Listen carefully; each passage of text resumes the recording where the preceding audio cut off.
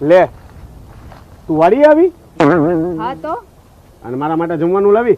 તમે કામ શું કરો છો તો જમવાનું લાવું? અરે મારા બાપ આ અત્યાર સુધી આ લીંબુડીમાં આ લીંબુ વીણતો હતો. આ ભાવે છે? તો સવારથી અત્યાર સુધી 3 જ લીંબુ વીણ્યા તમે? 3 વીણવા એટલે કેટલી મુશ્કેલી પડી. આખો દિવસ થયો ત્યારે મને 3 લીંબુ મળ્યા. અરે જાઓ હવે, તમારા જ્યાં કામચોર છો. તું મારી આખો દિવસ મારી પાછળ એટલો ભટક્યા રાખે છે અને હું આ મહેનત કરું છું, કામ કરું છું. 3 લીંબુમાં મહેનત તો દેખાય જ છે તમારી. તને ખબર પડે છે? 3 લીંબુ અત્યારે બતાવી દેતો તું. 3 લીંબુ વીણીને બતાવી દે, તને ખબર પડે છે? સવારનો 3 લીંબુ વીણી થાક્યો. આ ખબર પડે છે? મહેનત એટલી કરું છું અને તારે બધું કઈ ને કરવાનું કઈ. એક તો હું વાડીનું કામ કરું, ઘરનું કામ કરું, ઠામડા ધોઉં, બધું ઘરનું કામ કરું, આ લીંબુ વીણું છું અને તું શું કરે છે? મારા ઉપર તું બધું ઢોળે છે.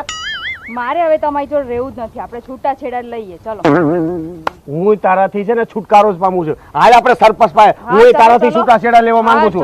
છોટી છે કે આરું નહીં. હું 7 વર્ષથી મારું માથું ખાઈ ગયું છે.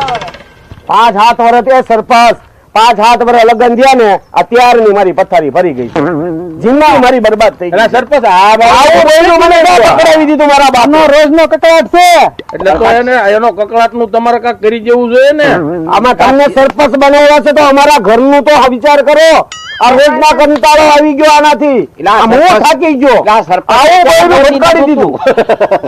સરપંચે ગોતી દીધું. એમાં એવું છે ને, થોડુંક જિંદગીમાં સુખી થવું હોય તો થોડુંક બાયડીનું થોડુંક સહન કરવું પડે.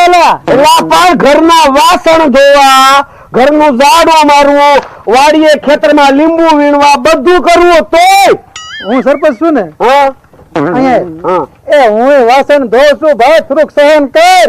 હવે બેડું છે ને, હવે કાંઠે લઈ જવું છે. શાંતિ રાખ થોડું. હવે છોકરા નાના છે ને, મોટા થવા દે ભાઈ. આ તમારા બે નોખા થાવ ને તો બે નું હમનું બગડશે.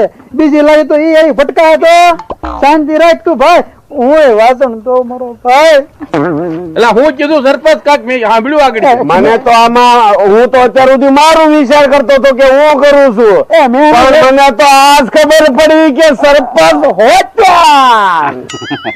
સરપંચ હવે હાલ આપણી ભાઈ ભૂલ છે, માફ કરજો સરપંચ. આ તમે મને જે બતાવ્યું ને, ખારા પ્રતાપ તમારા. એ જય માતાજી. હાલ ભાઈ.